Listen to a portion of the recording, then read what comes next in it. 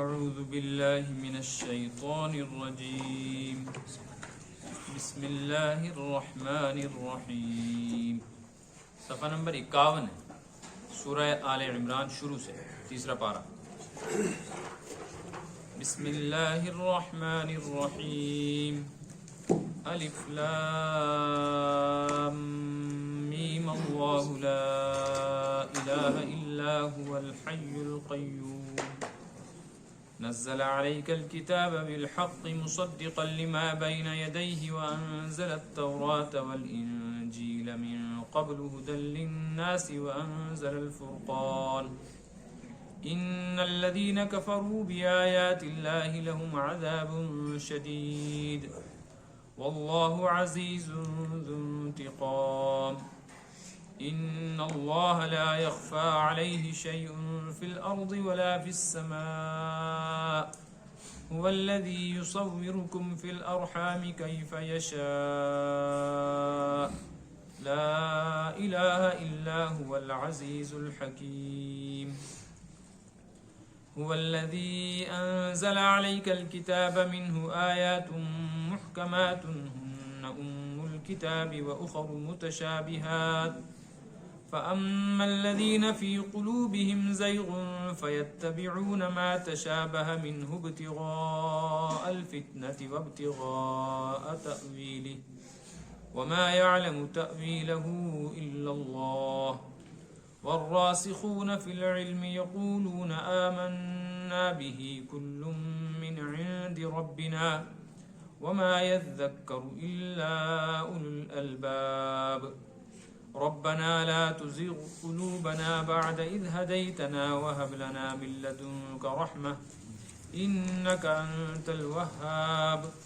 ربنا إنك جامع الناس ليوم لا ريب فيه إن الله لا يخلف الميعاد.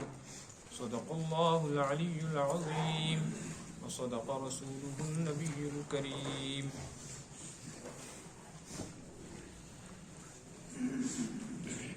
سورہ آل عمران شروع ہوئی. اس سورت کے اندر آل عمران یہ لفظ آ رہا ہے چند رکوع کے بعد، اس لیے اس سورت کا نام ہی سورہ آل عمران ہو گیا.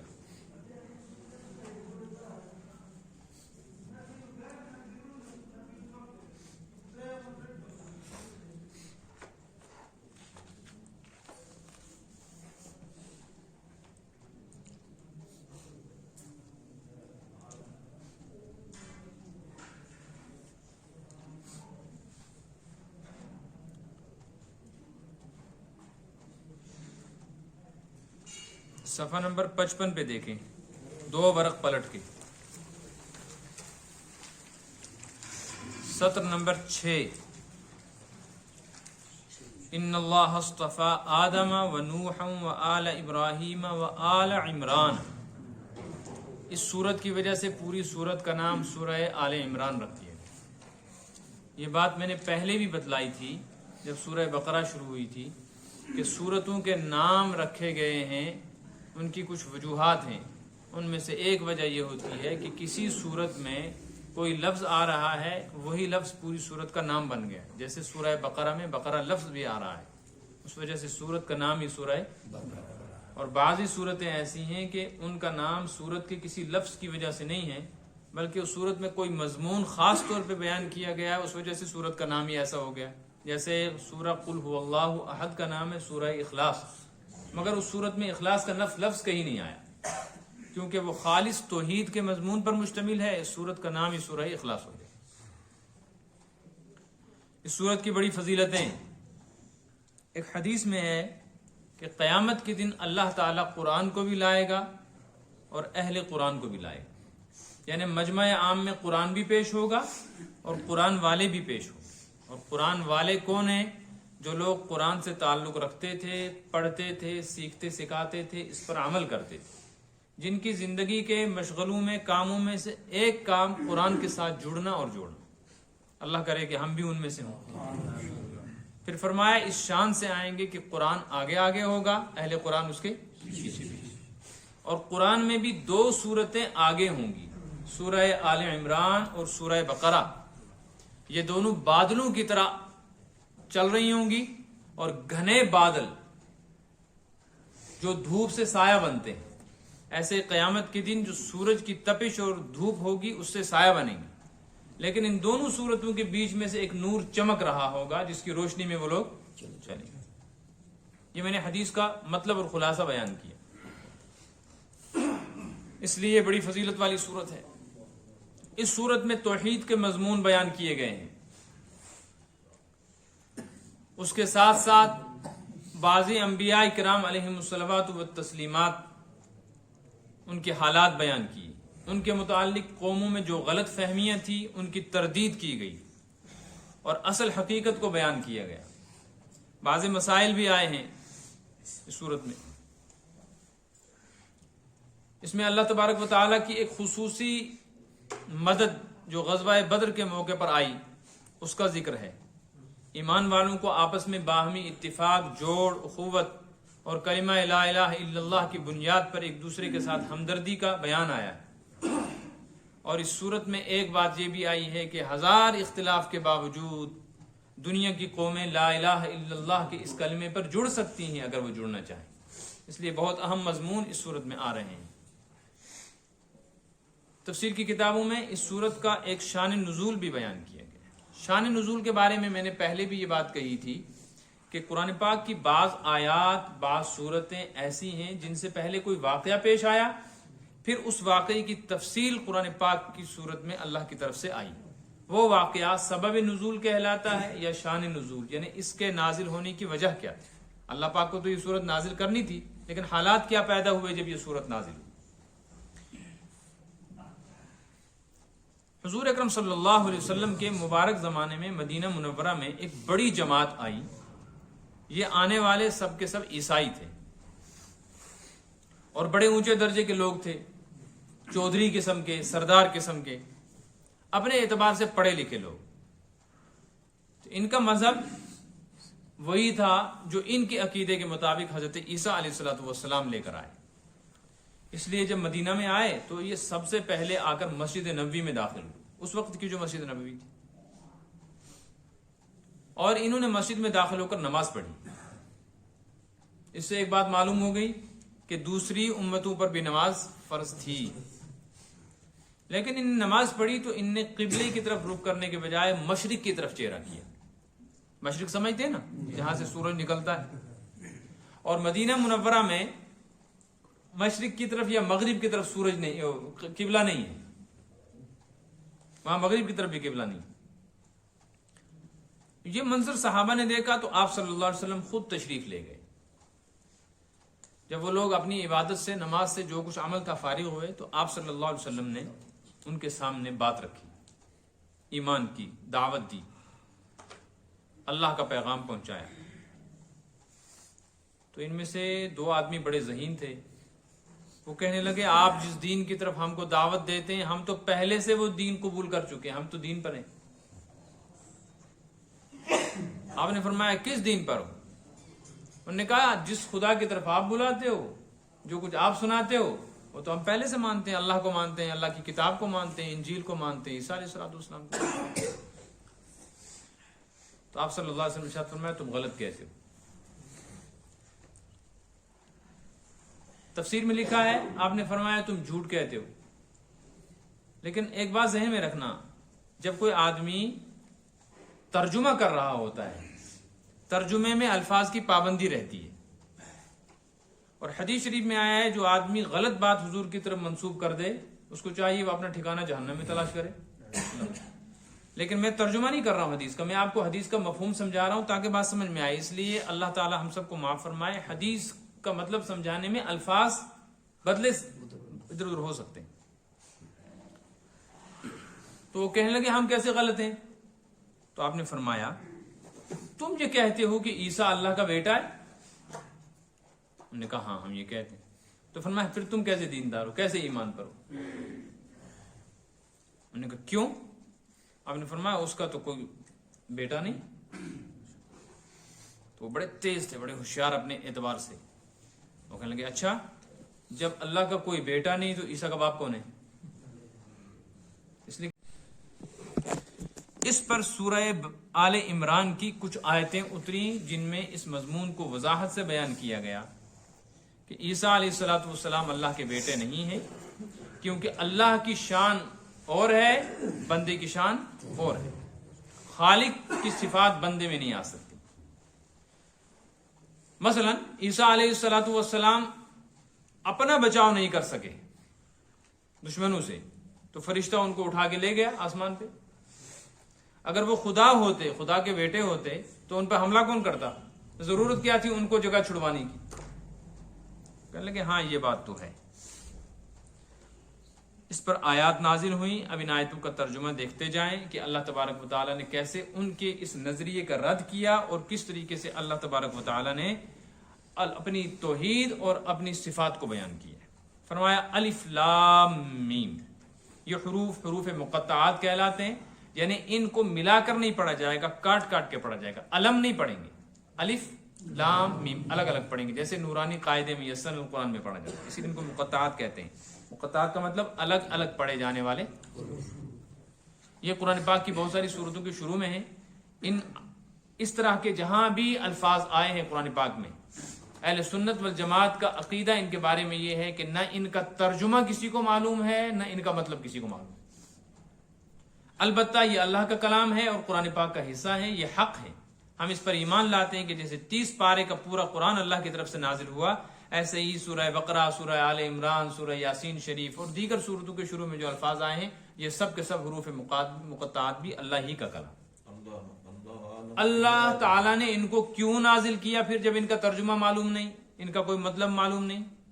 اس کے بہت سارے جوابات میں سے ایک جواب سب سے اچھا ہے اور آسان ہے، وہ یہ ہے کہ قرآن جس ماحول میں اترا تھا وہ سارے عربی زبان کے ماہر تھے، ان کو کہتے ہیں فصحاء اور بلغاء عرب، یعنی اس کے ماہر، عربی لٹریچر کے ماہر تھے۔ وہ اتنے ماہر کہ اس کے بعد اتنے ماہر کبھی پیدا نہیں ہوئے، اس سے پہلے بھی اتنے ماہر کبھی پیدا نہیں ہوئے۔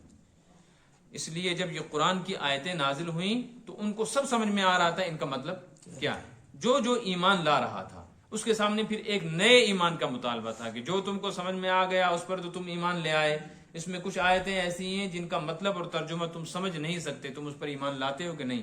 صاحب نے کہا ہم اس پر بھی ایمان لاتے ہیں۔ گویا یہ ایمان کا امتحان ہے کہ علماء کہاں جا کر ان کی بات سمجھ میں نہ آئے تب بھی اپنے علم کو آگے چلا کر غلط چلت مطلب نہیں نکالیں گے، اللہ تعالیٰ کے حکم کے سامنے سر جھکا دیں گے۔ اس سے ایک بات تو معلوم ہو گئی کہ ایمان کے مطالبے میں یہ ضروری نہیں ہے کہ ایمانیات سے متعلق ہر بحث کسی کو سمجھ میں آئے۔ جتنی بات سمجھ میں آ جائے اس کو سمجھ کر، اور جو باتیں سمجھ میں نہ آئے اسے نبی پاک صلی اللہ علیہ وسلم کی خبر پر یقین کرتے ہوئے تسلیم کر دیں کہ ہاں یہ ایمان کا حصہ ہے، اس کو ماننا ہے۔ اسی لیے اس میں لکھا گیا ہے تفسیر کی کتابوں میں، اس طرح کی جہاں بھی آئی ہے کوئی لفظ آیا ہے، اللہ اعلم بمرادہ بذالک، اللہ ہی جانتا ہے کہ اس کا مطلب اور معنی کیا ہے۔ بعض حضرات اس کے قائل ہیں کہ حضور اکرم صلی اللہ علیہ وسلم کو اللہ تعالیٰ نے اس کے معنی بتا دیے تھے، لیکن چونکہ امت کو ضرورت نہیں تھی، نہ ان سے متعلق کوئی احکامات ایسے تھے جن پر عمل کرنا تھا، اس لیے بتلایا نہیں۔ ممکن ہے حضور کو بھی نہ بتایا گیا ہو، تو قیامت کے دن سب کا سب سامنے آ جائے گا۔ تو شروعات ہی کی ہے توحید کے کلمے سے، فرمایا اللہ لا الہ الا هو الحی القیوم۔ آیت الکرسی کے شروع میں بھی یہی الفاظ آئے اور وہاں اس کی تفسیر ہو چکی۔ اللہ ایسی ذات ہے جس کے سوا کوئی بندگی اور عبادت کے لائق نہیں، الحی، وہ زندہ ہے۔ زندہ تو ہم بھی ہیں، پھر فرق کیا ہوا؟ حی کہتے ہیں اس زندہ کو جس کو موت کا خطرہ ہی نہ ہو، موت کبھی اس پر طاری نہ ہو سکتی، جس کو زندگی ملی نہ ہو بلکہ وہ اپنی ذات سے زندہ ہو، کوئی زمانہ ایسا نہ ہو کہ اس کا وجود نہ رہا ہو، اور کوئی زمانہ ایسا نہیں آ سکتا کہ وہ باقی نہ رہے، اس کو کہتے ہیں حی۔ اس لیے باقی کسی کو حی نہیں کہیں۔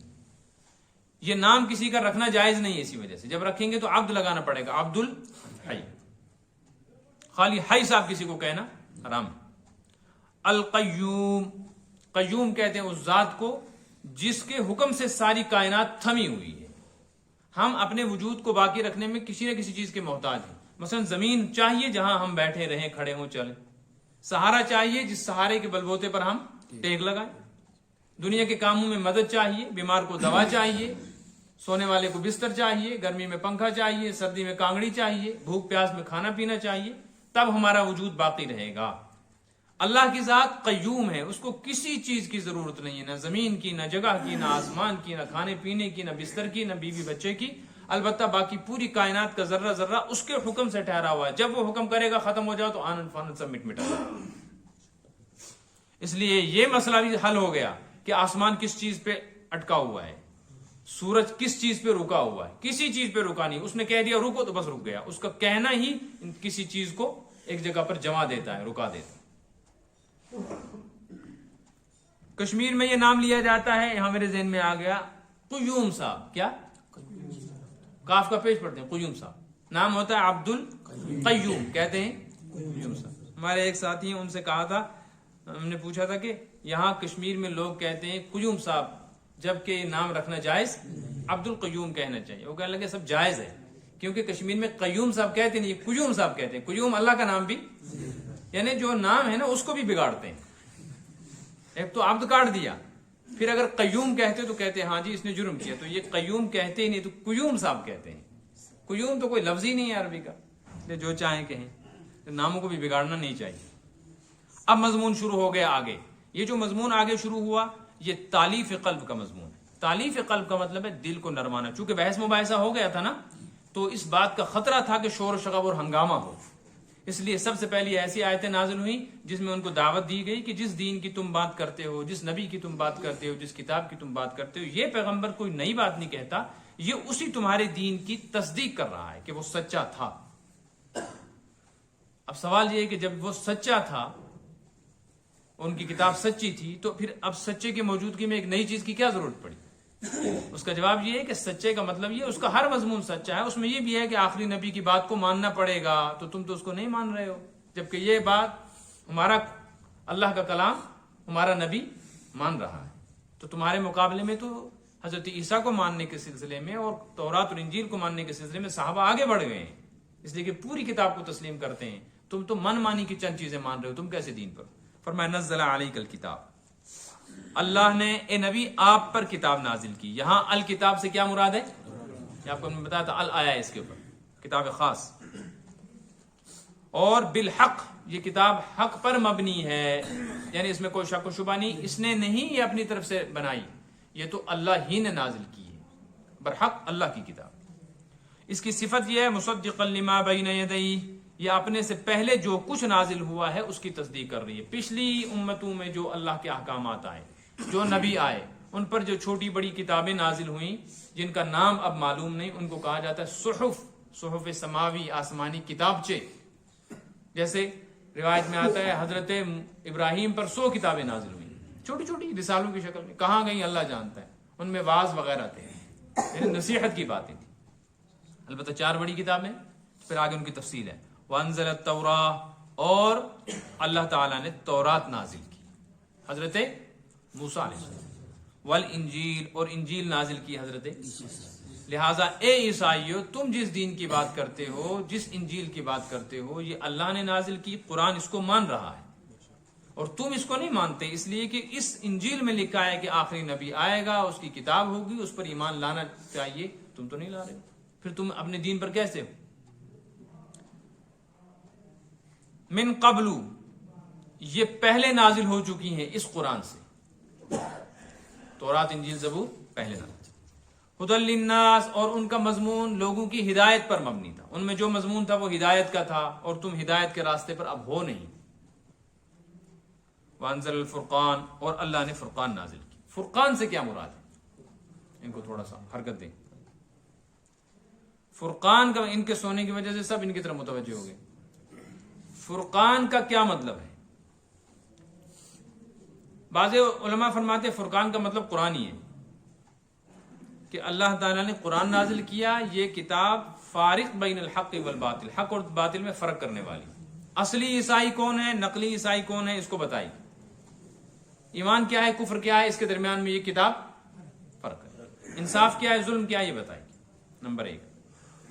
बाज़े हजरात फरमाते हैं کہ اللہ تعالیٰ نے آسمانی کتابوں کا ذکر کیا تو اس میں سب سے پہلے فرمایا نزل علیک الکتاب. دیکھیے نا آیت قرآن پر نزل علیک الکتاب، ہم نے کتاب نازل کی. اس سے کون سی کتاب مراد ہے؟ قرآن کا تو ذکر ہو گیا. پھر آگے فرمایا وانزل التوراۃ، تورات نازل کی، والانجیل، اور لیکن زبور کا تو کہیں ذکر نہیں آیا. الفرقان کا مطلب ہے اور زبور اتاری. بات سمجھ میں آئی؟ یعنی چاروں آسمانی کتابوں کا نام لے لیا. زبور کا نام لینے کے بجائے قرآن نے اس کا نام یہاں کیا لیا ہے؟ الفرقان. اس کی بہت ساری وجوہات ہیں. پھر الفرقان کیوں کہا، زبور کیوں نہیں کہا؟ اس کی وجہ یہ ہے کہ زبور کا ماننے والا اس وقت کوئی تھا ہی نہیں. زبور کے نسخے بھی موجود نہیں تھے. اس لیے اگر زبور کا اصلی نام لے بھی لیا جاتا تو کہاں تلاش کر کے لاتے؟ بس یہ بتا دیا الفرقان پہ ال آیا ہے، ایک مخصوص کتاب جو اسی طرح حق اور باطل میں فرق کرنے والی تھی.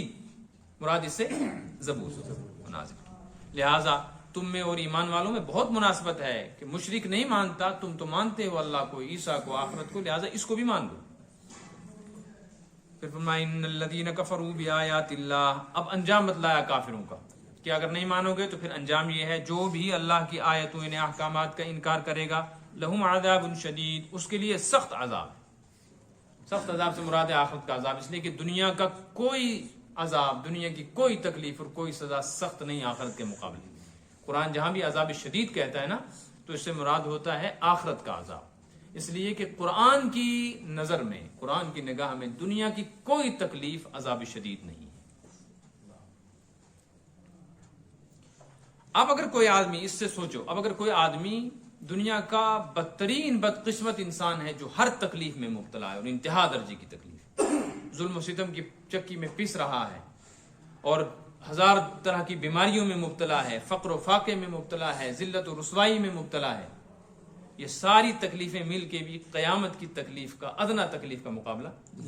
یہی وجہ ہے کہ ایک روایت سے یہ معلوم ہوتا ہے کہ جہنمی جہنم میں جب آگ میں ڈال دیے جائیں گے، اس آگ کی تپش کی وجہ سے ان کے جسم ایسے جل جائیں گے اور وہ اس طرح چیخیں چلائیں گے کہ اگر وہاں سے نکال کر ان کو دنیا کی جلتی ہوئی آگ میں ڈال دیا تو سو جائیں گے، کیونکہ دنیا کی آگ ان کو جہنم کی آگ کے مقابلے میں ایک باغیچہ لگے گا، بستر لگے گا، اس سے 70 گنا زیادہ. اور بعضی روایت سے، بعضی کتابوں سے معلوم ہوتا ہے 70,000 گنا زیادہ گرم ہے جہنم کی آگ.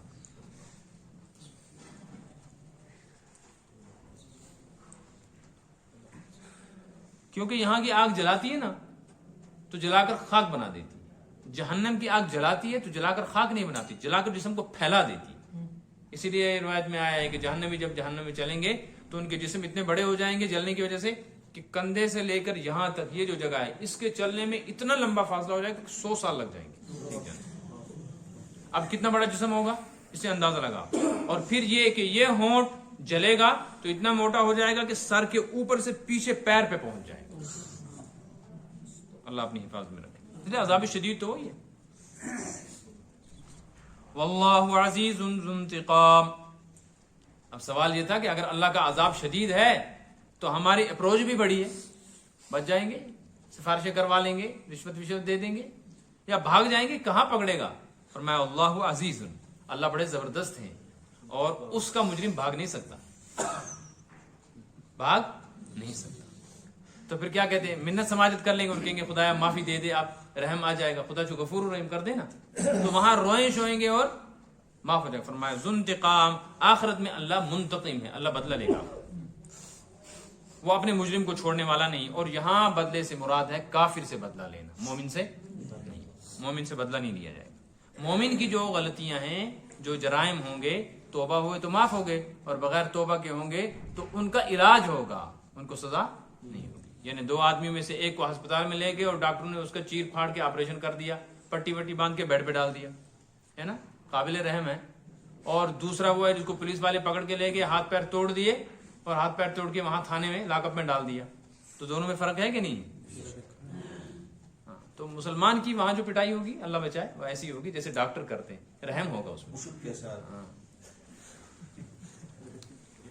ان اللہ لا يخفى علیہ شیء فی الارض ولا فی السماء. اللہ تعالیٰ کی ذات ایسی ہے کہ اس پہ کوئی چیز پوشیدہ نہیں ہے، کوئی چیز چھپ نہیں سکتی. تو مجرم کہاں چھپے گا؟ اور اس کا مطلب اللہ تعالیٰ سے کوئی چیز چھپی ہوئی نہ ظاہر میں نہ باطن میں، لہٰذا ظاہر میں اگر کوئی آدمی دعویٰ کر لے نیکی کا ایمان کا لیکن اندر خباثت شرارت چھپی ہو کفر کی تو اللہ سے چھپ نہیں سکتی. فی الارض ولا فی السماء، نہ آسمان میں. سوال یہ ہے آسمان و زمین کا ذکر کیوں کیا جبکہ کائنات تو بہت بڑی ہے؟ اس کا جواب مفسرین نے لکھا ہے چونکہ انسان کی نظر دو ہی جگہ جاتی ہے، اوپر کی طرف آسمان ہے، نیچے کی طرف زمین. ہمیں یہی دو چیزیں سمجھ میں آئے گی نا، باقی مخلوقات تو ہمیں نظر نہیں آتی، اس لیے ہماری نظر جہاں تک ہے ذکر اس کا کر دیا. لیکن یہی مطلب نہیں ہے کہ اللہ کے سامنے زمین و آسمان کھلے ہوئے ہیں. جیسے یہ زمین و آسمان سامنے ہو کر بھی ہم سے پوشیدہ ہیں، ہم چھت کے اوپر نہیں دیکھ سکتے کیا؟ دیوار کے پیچھے نہیں دیکھ سکتے کیا؟ زمین کے فرش کے نیچے نہیں دیکھ سکتے کیا؟ اور تھوڑا سا فاصلہ ہو جائے، کچھ بھی سامنے آڑ نہ ہو تو فاصلے سے ویسی بھی چیز نظر نہیں آتی. تو ہمارے سامنے جو چیزیں ہمیں یہ نظر نہیں آتی، اللہ تبارک و تعالیٰ کے سامنے کوئی ایسی چیز نہیں جو آڑ بن سکے. زمین یا آسمان اور اس کے درمیان میں جو کچھ ہے اور اس کے ورے پرے جو کچھ ہے آس پاس، دنیا اور آخرت اور برزخ، اللہ کے سامنے سب کھلا ہوا ہے. اور یہ چیز حضرت عیسیٰ کے سامنے نہیں تھی، ان کو تو ایسا سب کچھ نظر نہیں آتا تھا. پھر عیسیٰ کیسے خدا کے بیٹے ہو سکتے ہیں کہ اللہ کو تو سب کچھ معلوم ہو، اس کے سامنے سب کچھ کھلا ہو، اور حضرت عیسیٰ کو سب کچھ معلوم نہیں تھا.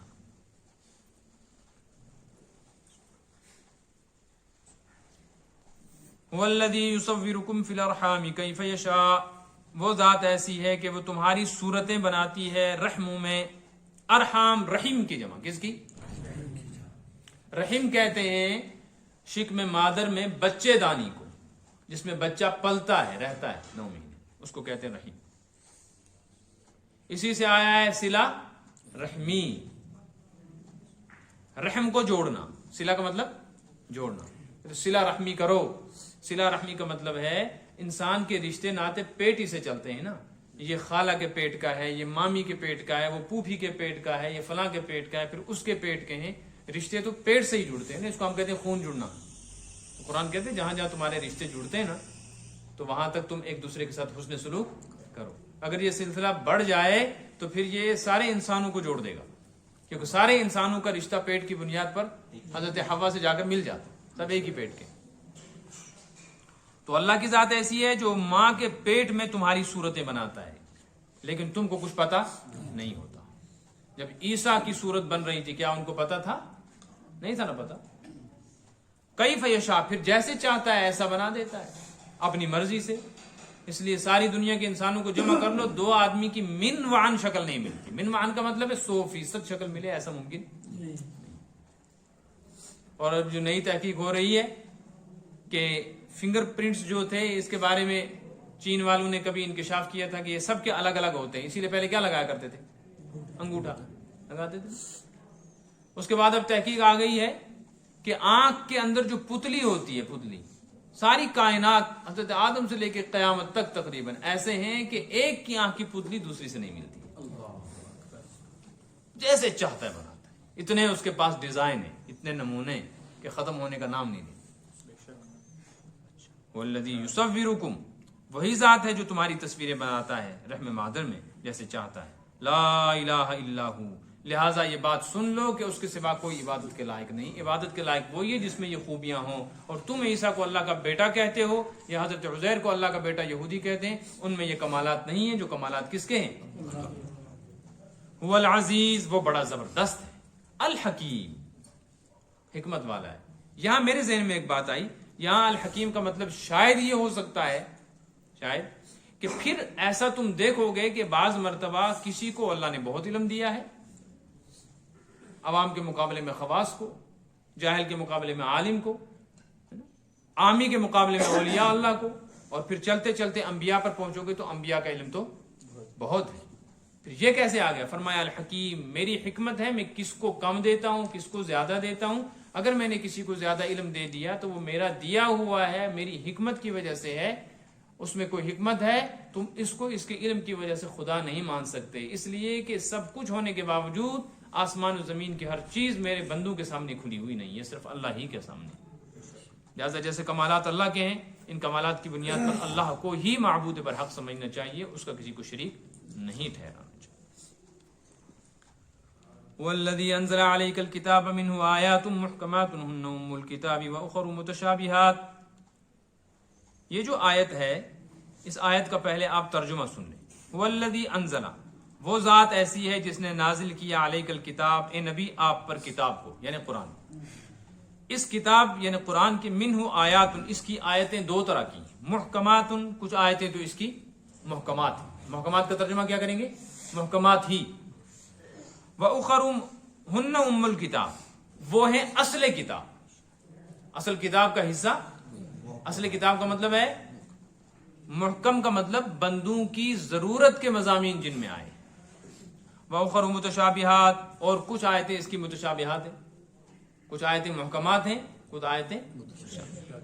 فَأَمَّا الَّذِينَ فِي قُلُوبِهِمْ زَيْغٌ، جن لوگوں کے دلوں میں ٹیڑھا پن، کجی، فساد اور گڑبڑ ہوتی ہے، خرابی ہوتی ہے، فَيَتَّبِعُونَ مَا تَشَابَهَ مِنْهُ، وہ اس کے پیچھے لگے رہتے ہیں کہ قرآن کی جن آیتوں کا تعلق متشابہات سے ہے، ابتغاء الفتنہ، ان کے ذریعے سے فتنہ پھیلائیں، ان کے معنی بیان کریں. جب ان کے صحیح معنی معلوم نہیں ہوتے تو اپنی طرف سے معنی بیان کر کے امت میں فتنہ پیدا کریں.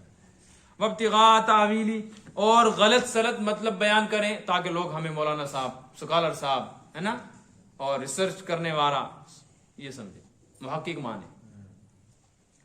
اللہ فرماتے ہیں وما یعلم تأویلہ الا اللہ، ان کی حقیقی مراد اللہ کے ہاں کیا ہے اللہ کے سوا کوئی نہیں جانتا. والراسخون فی العلم، کچھ جانتے ہیں تو وہ علماء جانتے ہیں جن کو علم کی مضبوطی حاصل، علم میں رسوخ اور کمال حاصل، عام آدمی نہیں، جن کو علم کا کمال حاصل. وما یعلم تأویلہ الا اللہ، اس کے حقیقی معنی اللہ کے سوا کوئی نہیں جانتے. والراسخون فی العلم، اور راسخین فی العلم جانتے. ایک مطلب تو یہ ہوا. تعویلہ الا اللہ کے بعد آپ دیکھو چھوٹی سی میم بنی ہوئی ہے، بنی ہے، دیکھ رہے ہیں نا آپ، اس کو کہتے ہیں علامت وقف. جہاں پر میم بنی ہوتی ہے اس کا مطلب ہوتا ہے وقف لازم، یہاں ہر حال میں رکنا ہے، ملا کر نہیں پڑھ سکتے. تعویلہ الا اللہ والراسخون نہیں پڑھ سکتے ورنہ معنی بدل جائیں گے. ہاں دو. اب اگر یہاں رکنا ضروری ہے تو اس کا مطلب ہے پہلا مضمون ختم ہو گیا، نیا مضمون شروع ہو رہا ہے. اس صورت میں والراسخون فی العلم کا تعلق پہلی آیت سے نہیں ہوگا.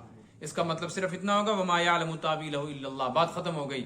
اللہ تعالیٰ کے نزدیک کیا مراد ہے، کیا مطلب ہے متشابہات کا، اللہ کے سوا یہ کوئی نہیں جانتا، بس کوئی بھی نہیں جانتا. جی دو میم کا کیا میں نے سائڈ میں لکھا ہوا ہے، یہ میں بعد میں بتاؤں گا، یہ قرات سے متعلق ہے. ہاں یہ ابھی آئے، میں تو ترجمہ کرا رہا ہوں ابھی، یہ میں اس لیے ترجمہ کرا رہا ہوں تاکہ بات سمجھ میں آئے. اب دوسری صورت والراسخون فی العلم یقولون آمنا بہ کل من عند ربنا، یہ مستقل ایک الگ مضمون ہو گیا پھر. اور جن کو اللہ تعالیٰ نے علم کا کمال عطا فرمایا ہے وہ تو یہ کہتے ہیں آمنا بہ، ہم تو ان پر ایمان لے آئے چاہے ہمیں مطلب سمجھ میں آئے. کل من عند ربنا، سب اللہ کی طرف سے، آیات محکمات بھی، آیات متشابہات بھی. اب سمجھیں آیات محکمات کس کو کہتے ہیں، آیات متشابہات کس کو کہتے ہیں. یہ ایک بہت بڑا مضمون ہے اور اس پر مستقل کتابیں لکھی گئی ہیں، سینکڑوں ہزاروں صفحات کی. اس لیے اس کی حقیقت کو سمجھنے کے لیے بڑے بڑے علماء کے پاس جانا، وقت لگانا، تب جا کے کچھ پلے پڑتا ہے. لیکن چونکہ تفسیر میں یہ آیت آ گئی ہے اس لیے میں اس کے تھوڑے سے معنی بیان کر دوں تاکہ ہمیں پتہ چل جائے آیات متشابہات کس کو کہتے ہیں، آیات محکمات کس کو کہتے ہیں. محکم منے مضبوط، الفاظ یاد رکھنا، محکم منے مضبوط، اور متشابہ منے شبہ والا، جس میں شبہ. قرآن کی کچھ آیتیں محکم ہیں، مضبوط ہیں، کچھ شبہ والی ہیں. شبہ کا مطلب نہیں کہ اس میں شک ہے، شبہ کا مطلب ہے ان کے معنی کے بارے میں شبہ ہے، کوئی حتمی فیصلہ نہیں کر سکتا کہ یہی معنی ہے. ان کے بہت سارے معنی نکلتے ہیں لیکن کوئی کہے کہ جو میں سمجھا ہوں یہی صحیح ہے، یہ غلط ہے. اب جب شبہ ہے تو صحیح علم کس کو ہے اس کا، اسی نے نازل کی. یہ بات سمجھ میں آئی نا. آیات محکمات کا ایک مطلب تو یہ ہو. دوسرا مطلب آیات محکمات، آیات محکمات ان آیتوں کو کہتے ہیں جن کا ترجمہ اور مطلب واضح ہے اور ان میں بندوں کے لیے کسی طرح کا حکم شریعت کا آیا ہے، حلال حرام کا، جائز ناجائز کا، ایمان و کفر کے متعلق کوئی مضمون ہے، حق و باطل کا کوئی پیغام ہے. تو اس اعتبار سے ان آیتوں میں مضمون صاف ہیں، ان کا مضمون سمجھ میں آ جاتا ہے اور ان کے معنی متعین ہیں. ان کو کہتے ہیں آیات. جیسے اقیم الصلاۃ، نماز پڑھو، آتوا الزکوٰۃ، زکوٰۃ دو، وَلِلَّهِ عَلَى النَّاسِ حِجُّ الْبَيْتِ، اللہ تعالیٰ نے بندوں کے اوپر بیت اللہ کا حج فرض کیا ہے، وغیرہ ذالک، ضرور ظاہر الاسم و باطنا، ظاہری باطنی تمام گناہوں کو چھوڑ دو. پورا قرآن جو ہے اکثر قرآن پاک کا حصہ آیات محکمات پر مشتمل. قرآن پاک کی کچھ آیتیں ایسی ہیں جن کا ترجمہ معلوم ہے، پڑھا بھی جاتا ہے، ترجمہ بھی اس کا صاف ہے، اس میں کوئی شک و شبہ نہیں. لیکن یہاں پر یہ ترجمہ جو ہم کر رہے ہیں اس سے جو مطلب نکل رہا ہے، مطلب بھی یہی ہے یا مطلب کچھ اور ہے، یہ متعین کرنا جرم ہے. متعین نہیں ہو سکتا. متعین کون کرے گا جبکہ خود مشتبہ ہے، اس کے بارے میں کوئی دلیل بھی موجود. اب اس کو آپ مثال سے سمجھیں. اللہ پاک فرماتے ہیں بل یداہ مبسوطتان، اللہ کے دونوں ہاتھ کھلے ہوئے. یداہ عربی زبان میں ید کو کہتے ہیں، یدا میں نے دو ہاتھ، یداہ اس کے دونوں ہاتھ، یہ ترجمہ اس کا یہی ہے، یداہ اس کے دونوں. مبسوط کہتے ہیں کھلے ہوئے کو، مبسوطتان میں نے کھلے ہوئے ہیں دونوں. تو یداہ مبسوطتان کا مطلب ہے ہاتھ کھلے ہوئے ہیں. ہاتھ سمجھتے ہیں نا سب، کھلنا بھی سمجھتے ہیں. کھلنے کا مطلب ہے ہاتھ، کھلنے کا مطلب ہے ہاتھ کھلے ہوئے. سمجھ آ گئی؟ یہ ہے اس کا لفظی ترجمہ. لیکن جہاں یہ آیت آئی ہوئی ہے وہاں مراد ہے اس کی اللہ کی ذات. مراد کون ہے؟ اللہ اپنا کہہ رہا ہے بل یداہ مبسوطتان، میرے دونوں ید مبسوط ہیں. اب اگر ہم ترجمہ جو کر رہے ہیں یہی مراد بھی لے لیں تو جرم ہو جائے گا، کیونکہ ہاتھ کے لیے کیا ضروری ہے؟ بازو، بازو کے لیے جسم، جسم کے لیے جگہ، جگہ کے لیے ہاتھ، آگے پیچھے دائیں بائیں اوپر. یہ چیز کسی جگہ پہ ہوگی نا، اوپر نیچے ہوگا. اس کا چہرہ اور پشت اور یہ تمام چیزیں ایسی ہیں جو اللہ کے لیے ناجائز ہیں. اللہ ان چیزوں سے پاک و صاف ہے. بات سمجھ میں آ رہی ہے؟ ید اللہ فوق ایدیہم، اللہ کا ہاتھ ان کے ہاتھ پر ہے. ید کے معنی ہاتھ. تو اب اگر اللہ کا ہاتھ ان کے ہاتھ کے اوپر ہے تو اللہ کا ہاتھ پھر کہاں، کیسا؟ ایسے آیا وجاء ربک والملک صفا صفا، قیامت میں جاء ربک، تیرا رب آئے گا اس حالت میں، ملک صفا صفا، فرشتے سب باندھ کر کھڑے ہوں گے. جاء کا ترجمہ ہے آنا. آنا سب سمجھتے ہیں نا، آنا کس کو کہتے ہیں؟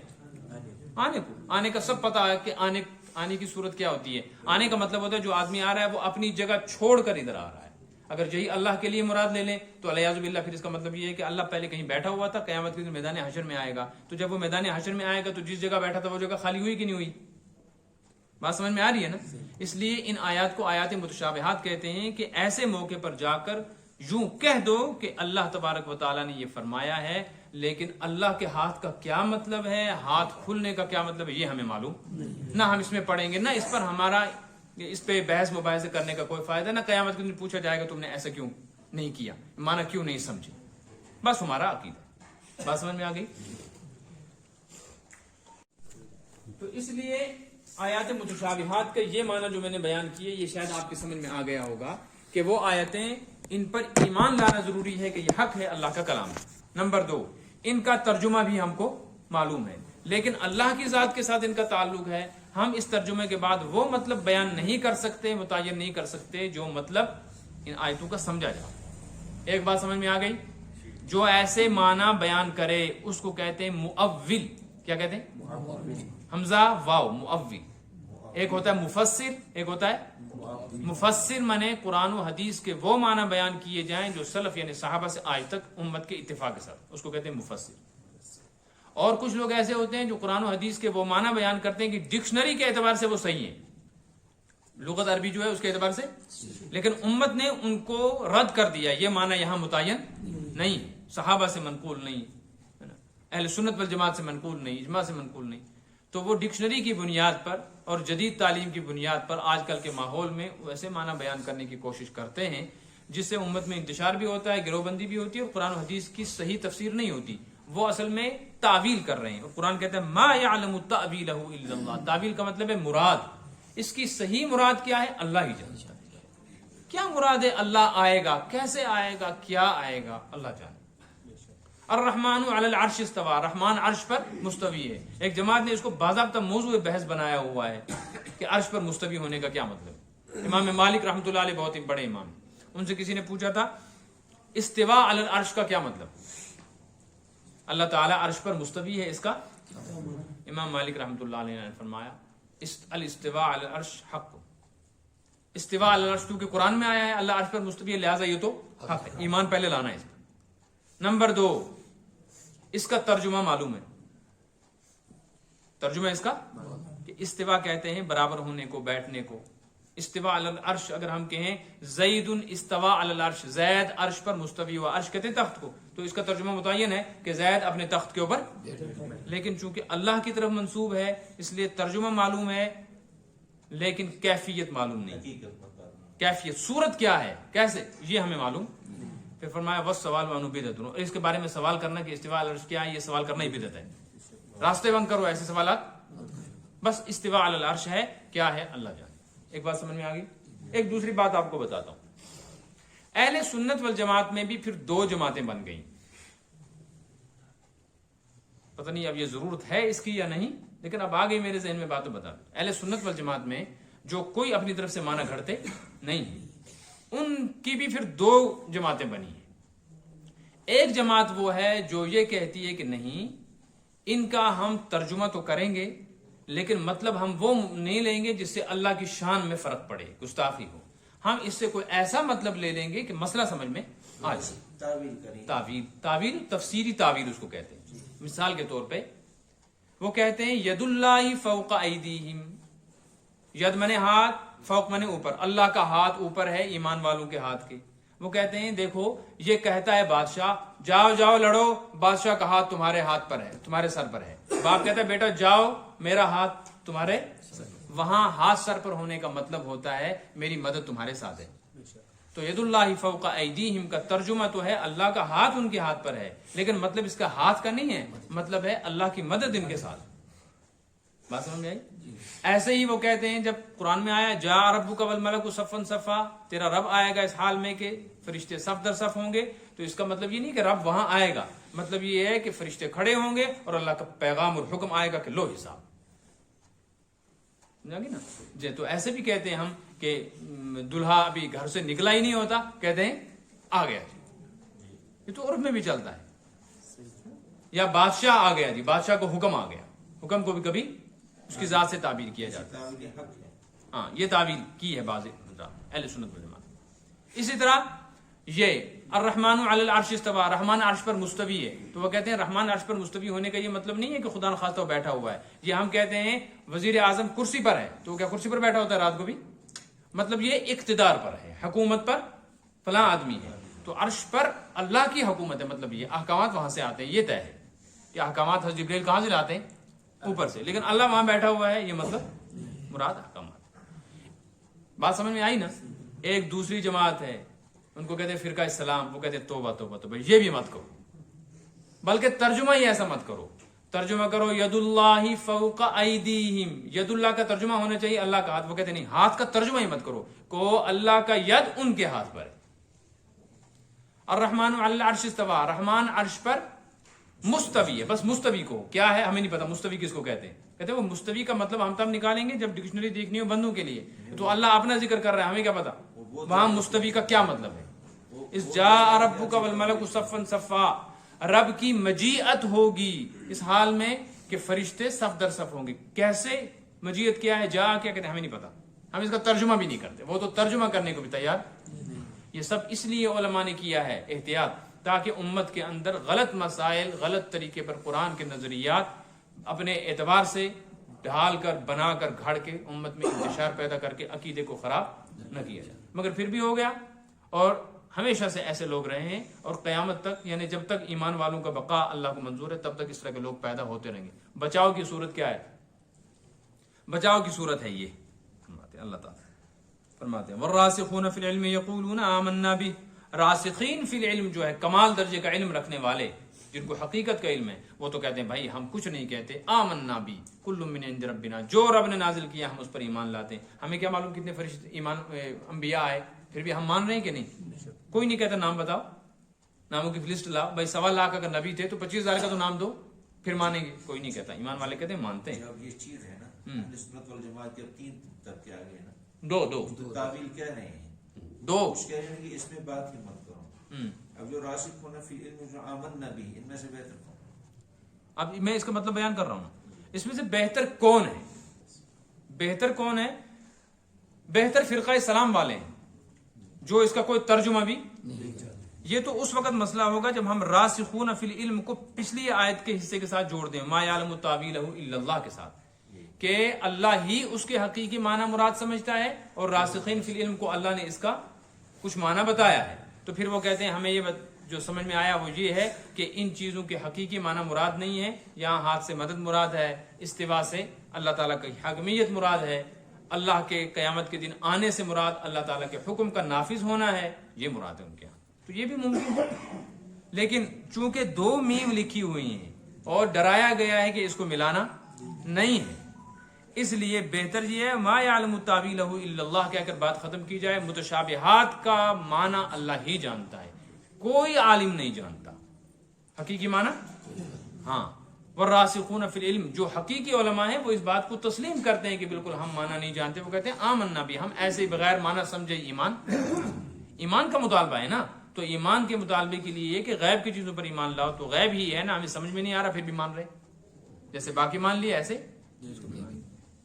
حضرت ابو بکر رضی اللہ تعالی عنہ سے معراج کے روز صبح کے وقت جا کر کچھ لوگوں نے کہا تھا، ابو جہل وغیرہ نے، کہ تم تو کہتے ہو کہ میرا دوست ہے فلاں ایسا ہے ویسا ہے، وہ تو آج نئی بات سنا رہا، تم نے سنا؟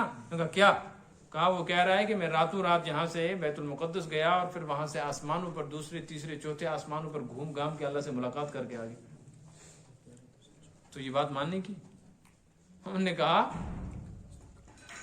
ہم تو اس سے بھی بڑی بات کو مان چکے ہیں، وہ ہمارے درمیان میں بیٹھ کر کہتا ہے فرشتہ نازل ہو رہا ہے، مجھے یہ سنا رہا ہے، ہمیں نظر نہیں آتا، ہم پھر بھی مانتے ہیں، تو یہ کون سی بات ہے؟ رات کو تو آدمی جا سکتا ہے، رات کا سفر بتا رہا ہے نا، ہم تو اس سے بڑی بات مان چکے ہیں کہ مجلس میں بیٹھا ہوا کہتا ہے کہ میرے اوپر فرشتہ نازل ہو رہا ہے اور اب یہ حکم دیا، نہ کوئی حرکت ہے نہ کچھ ہے، فرشتہ آ کر چلا جاتا ہے، ہمیں نظر نہیں آتا، ہم کہتے ہیں آمن، ہم اس پر بھی ایمان۔